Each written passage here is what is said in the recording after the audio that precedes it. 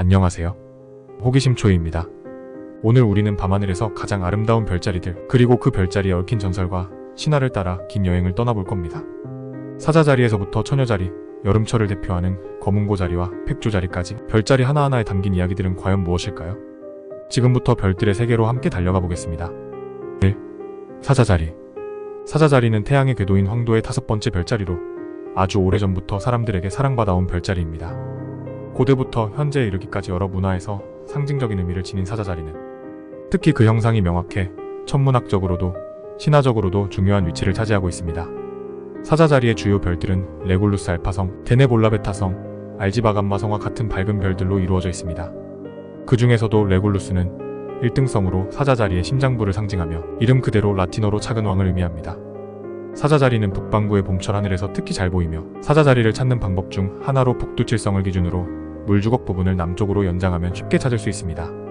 사자자리는 또한 매년 11월 18일 전후로 관측할 수 있는 사자자리 유성우로 유명합니다. 이 유성우는 33년 주기로 더욱 강력해지며 1833년에는 시간당 10년개 이상의 유성이 떨어지는 대규모 유성우가 관측되었습니다. 이 유성우는 템펠-스타트 해성의 궤도에서 발생하는 것으로 유성의 복사점인 사자자리의 감마성 근처에 위치해 있어 사자자리 유성우로 불리게 되었습니다. 1998년에도 이 유성군이 특히 강력하게 나타나 많은 사람들에게 경이로운 밤하늘을 선사했습니다. 신화적으로 사자자리는 그리스 신화의 헤라클레스와 깊은 관련이 있습니다. 헤라클레스에게 주어진 12개의 과업 중 첫 번째 과업은 네메아 계곡에 살던 불사의 사자를 터치하는 것이었죠. 이 사자는 괴물 에키드나의 자식으로 그 가죽은 어떠한 무기로도 뚫을 수 없는 불사의 존재였습니다. 헤라클레스는 이 사자를 공격해보았으나 어떤 무기도 통하지 않았고 결국 그는 곤봉을 사용해 사자의 머리를 가격하고 맨손으로 사자의 목을 졸라 죽였습니다.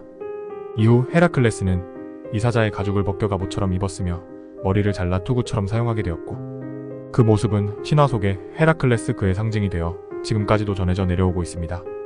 이렇게 헤라클레스가 퇴치한 이 사자는 후에 신들에 의해 하늘로 올려져 사자자리가 되었다고 합니다. 이로 인해 사자자리는 용맹과 불사의 상징으로 여겨지며 그리스 신화의 영웅적인 서사를 대표하는 별자리로 남아있습니다. 사자자리에 속하는 7월 23일부터 8월 23일 사이에 태어난 사람들은 사자자리의 강인한 특성을 가지고 있다고 전해집니다. 사자자리에 태어난 사람들은 정열적이며 리더십이 강하고 봉사정신이 투철한 성격으로 사회 지도자에 적합하다고도 합니다.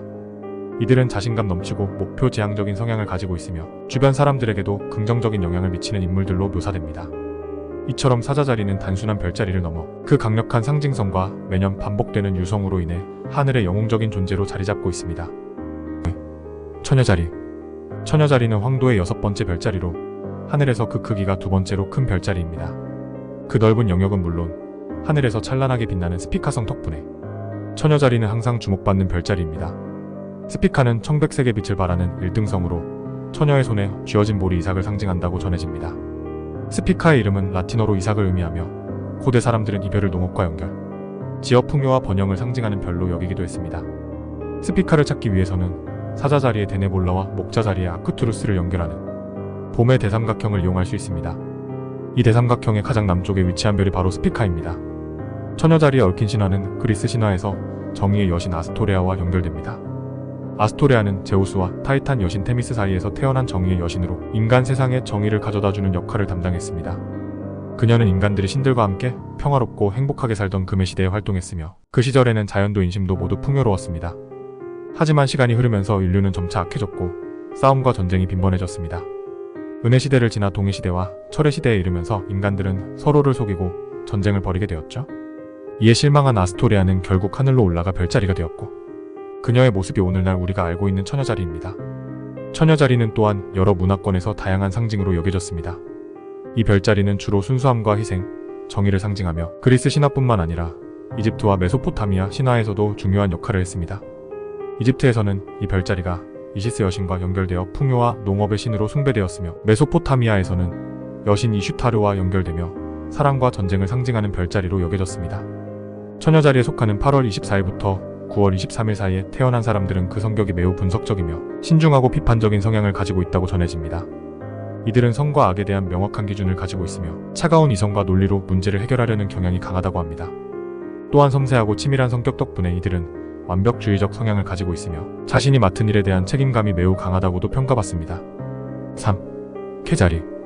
개자리는 황도의 네 번째 별자리로 하늘에서 비교적 찾기 어려운 별자리 중 하나입니다. 이 별자리는 밝은 별이 거의 없으며 가장 밝은 별도 3.5등급에 불과해 눈에 잘 띄지 않습니다.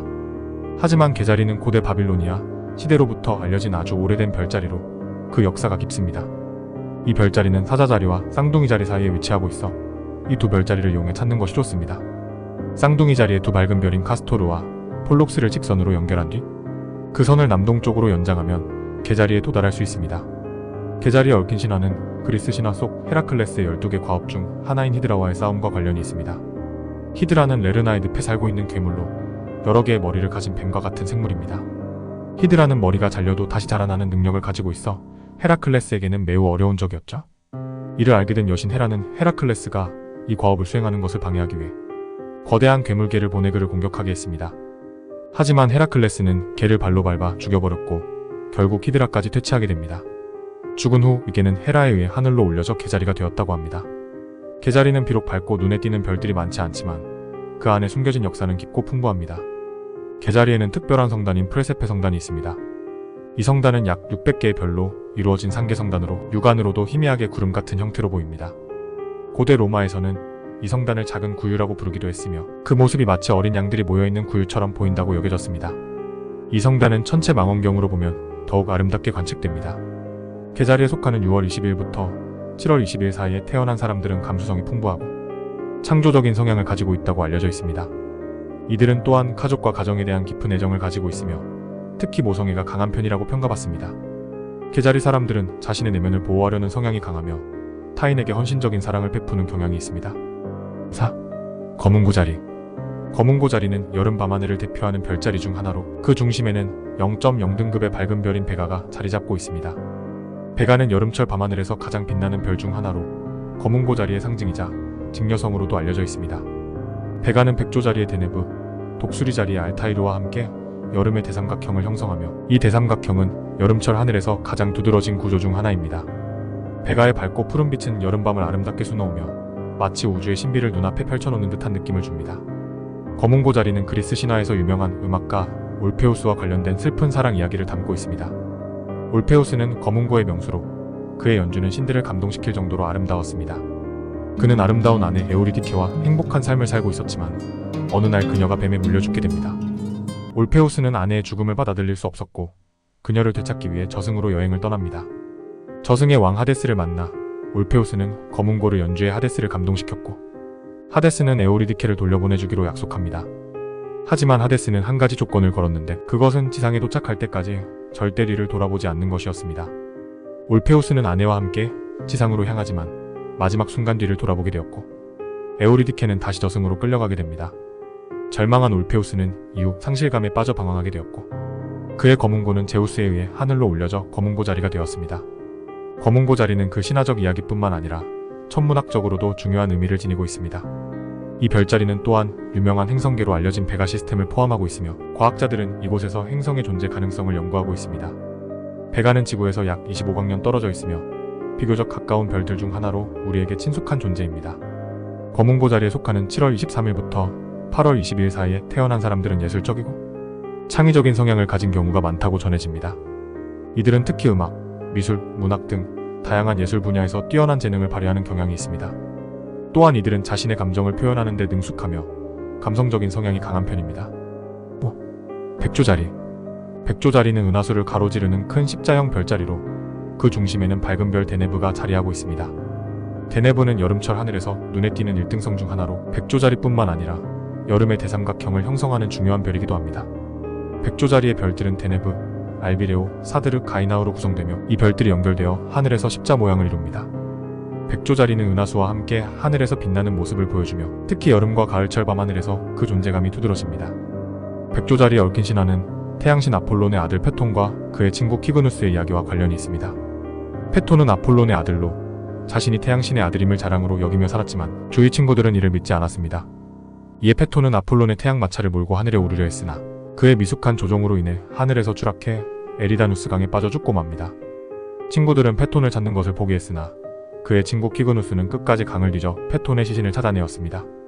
키그누스의 희생을 기리기 위해 제우스는 그를 백조로 만들어 하늘로 올렸고 이로 인해 백조자리가 탄생하게 되었습니다. 백조자리는 또한 천문학적으로도 중요한 역할을 하고 있습니다. 이 별자리에서 발견된 백조 X-1은 매우 강력한 X선을 방출하는 블랙홀로 천체 물리학자들에게 주목받고 있습니다. 이 블랙홀은 주기적으로 밝기가 변화하는 등 연구 가치가 높으며 과학자들은 이 현상을 통해 블랙홀의 구조와 성질을 탐구하고 있습니다. 백조자리에 속하는 9월 23일부터 10월 23일 사이에 태어난 사람들은 아름다움과 예술에 대한 깊은 애정을 가지고 있으며 사랑과 희생에 대한 감정이 강하다고 전해집니다. 이들은 인간관계에서 신뢰와 헌신을 중시하며 타인에게 감정적으로 깊이 공감하는 성향을 가지고 있습니다. 오늘도 밤하늘에 펼쳐진 흥미로운 별자리들의 이야기를 즐기셨나요? 사자자리의 용맹함에서부터 처녀자리의 정익, 개자리의 희생, 그리고 여름 밤하늘을 장식하는 검은고자리, 백조자리까지 이 모든 별자리는 수천 년 동안 인류와 함께하며 그들의 신화와 전설을 우리에게 전해왔습니다. 별들은 단순히 빛나는 천체일 뿐만 아니라 우리에게 상상력을 불어넣고 우주의 신비를 느끼게 해줍니다. 여러분도 오늘 밤 고개를 들어 하늘을 바라보세요. 어쩌면 별들이 여러분에게 새로운 이야기를 들려줄지도 모릅니다. 다음 영상에서도 더 많은 흥미로운 이야기를 준비해 찾아오겠습니다. 호기심 초이였습니다. 시청해주셔서 감사합니다.